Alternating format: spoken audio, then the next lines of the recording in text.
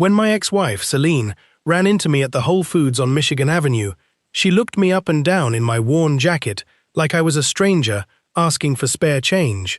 She was leaning heavily on the arm of her new husband, Preston, a wealthy commercial real estate developer, and hit me with a smile that dripped with practiced condescension. "I'd genuinely love to see your little workplace, Archer. I'm sure it's very quaint," she said. Quaint. The way people say it when they mean pathetic, she said. Little. The way people say it when they mean completely worthless. What Celine didn't know, what nobody in that store knew, was that 3 floors above us in a glass tower overlooking Lake Michigan, my name was on the door of a company that had just been valued at $2.4 billion. But I didn't tell her that, not yet. I had waited 4 full years for this exact moment, and I was not going to rush it. To understand how we got to that grocery store checkout line, you have to go back to the beginning. Before the money, before the betrayal, I was a junior software developer making $54,000 a year at a mid-sized logistics firm. That was the version of me Celine met at a dinner party in Lincoln Park. She was stunning, polished, and moved through every room like she owned it. On our 4th date, she told me she loved how grounded I was. Looking back, what she actually meant was, "You're safe, you're predictable, you will never surprise me."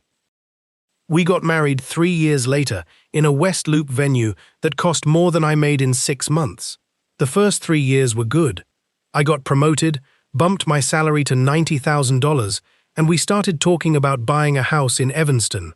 But then the ground began to shift beneath my feet. Celine began organizing luxury events for higher-profile clients, and soon, one name started popping up in every conversation: Preston Hale. At first, she mentioned him casually as a big client. Then it was late dinners. Then came a subtle, lingering warmth in her voice whenever his name was brought up. A warmth that had completely vanished from the way she talked to me. The truth finally crashed down on a cold Wednesday evening 4 years into our marriage. I walked into our apartment to find Celine sitting at the kitchen table, her hands folded with executive precision. She looked at me without a single tear in her eyes and delivered the verdict. "I think we both know this isn't working anymore. I want a divorce." When I swallowed my pride and asked if she was sleeping with someone else, she didn't even flinch. "That's not the relevant question right now," she said calmly. It was the most brutally honest way to confirm a betrayal. The divorce was an 8-month execution. Her expensive lawyer tore through our assets, while I was too mentally exhausted to fight back. I walked away with my clothes, my laptop, my car, and a checking account balance of $19,000, a humiliating final score on 4 years of my life. I moved into a dark, 1-bedroom apartment in Logan Square with a clanging radiator and a view of a brick wall. I ate cereal out of a plastic bowl and tried to figure out how my life had collapsed so fast. 3 weeks into my isolation, my college friend Reed Caldwell called. He had started a small software consultancy and was trying to build a new platform to optimize supply chain logistics. "I need a technical co-founder," Reed told me. "I can't pay you a real salary, but the market is wide open." I was 31 years old, broken, living in a depressing apartment, and someone was offering me a massive risk for almost no money. I said yes before he could even finish the sentence. What followed was 2 years of unglamorous, terrifying grind. Reed and I went months without taking paychecks. I slept at my desk in a shared co-working space, waking up with keyboard marks pressed into my cheek. Investors pulled funding at the last minute, leaving us sitting in silence trying to figure out if we could afford rent the next week. But slowly, the platform, which we named Vantage, began to take hold. We landed a pharmaceutical supply contract in Indianapolis, then a massive freight contract out of Houston that was worth more than everything we had built combined. By year 3, Vantage was booming. By year 4, we raised a Series B round of $70 million, expanded our team to nearly 50 employees, and took over 14,000 square feet on the 31st floor of a skyscraper on North Wacker Drive. The Wall Street Journal even ran a headline calling us the quiet giant reshaping American freight. Around that same time, I learned that Celine had married Preston Hale. He drove a Porsche, owned a penthouse in Streeterville, and held a portfolio of commercial properties across the city. By every external metric, he was the massive upgrade she had been shopping for while married to me. I processed the news with the quiet, dull ache of an old wound, deleted her from my mind, and threw myself deeper into my work. Which brings us back to that Saturday at Whole Foods. As Celine stood next to Preston in the checkout line, she looked at me with a mix of mild pity and superiority. "Preston's just been named to the Illinois Business Leadership Council," she announced, leaning into his arm.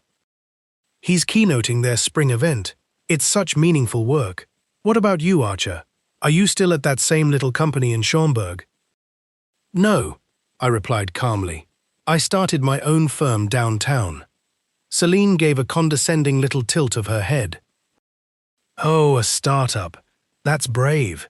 It's a tough market for small businesses," she said. Small business.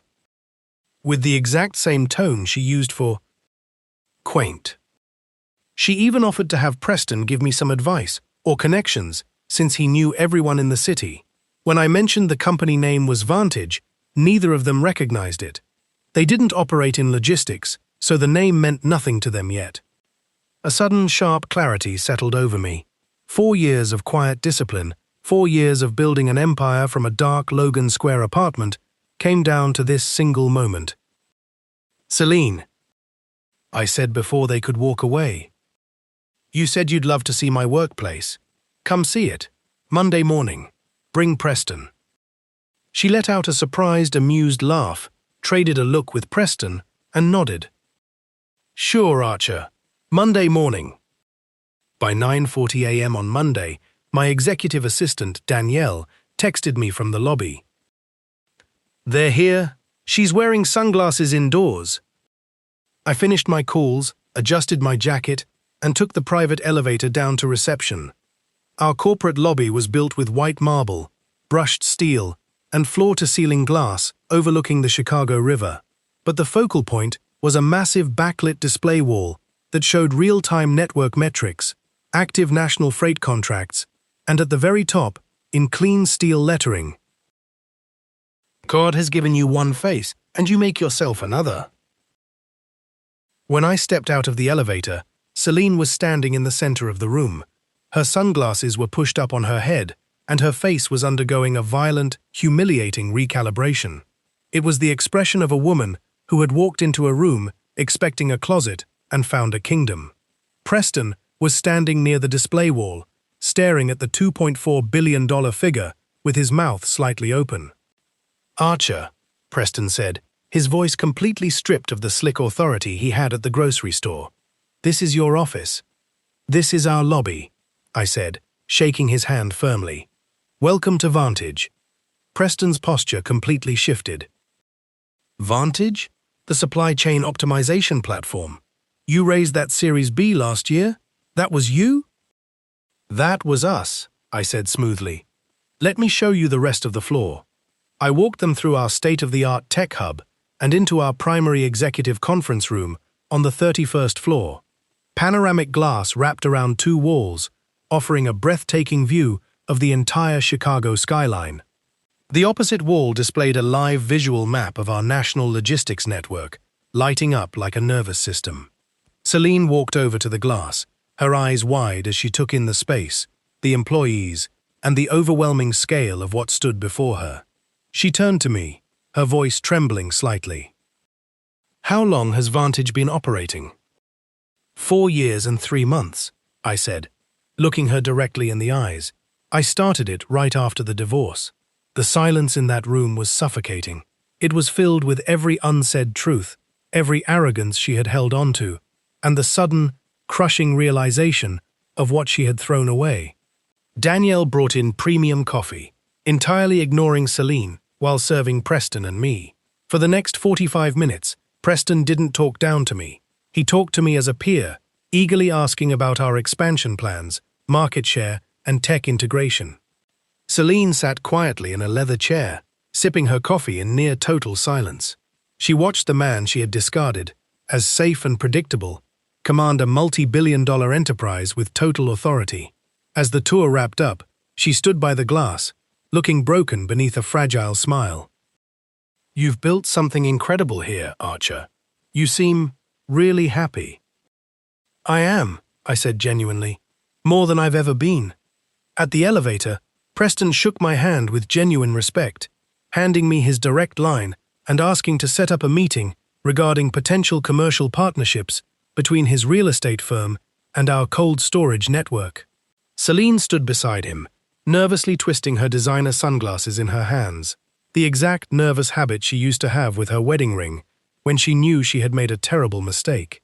She looked at me, opened her mouth as if to say something meaningful, but realized no words could undo the past. "Thank you for the tour, Archer," she whispered as the elevator doors slid shut. 2 weeks later, Preston's firm signed a $22 million cold storage development contract with Vantage. We finalized the paperwork in a high-rise conference room downtown. Celine wasn't present at the signing, but her husband's signature sat right below mine on the final page. Celine needed me to be small so she could justify abandoning me for a wealthier man. She spent years chasing an upgrade, completely blind to the fact that while she was shopping for status, I was quietly building an empire. I didn't need to yell, argue, or prove anything in that grocery store. The ultimate victory wasn't anger or cruelty. It was forcing her to stand on the 31st floor of my tower, looking out at the city, realizing that she had traded the architect for a temporary tenant.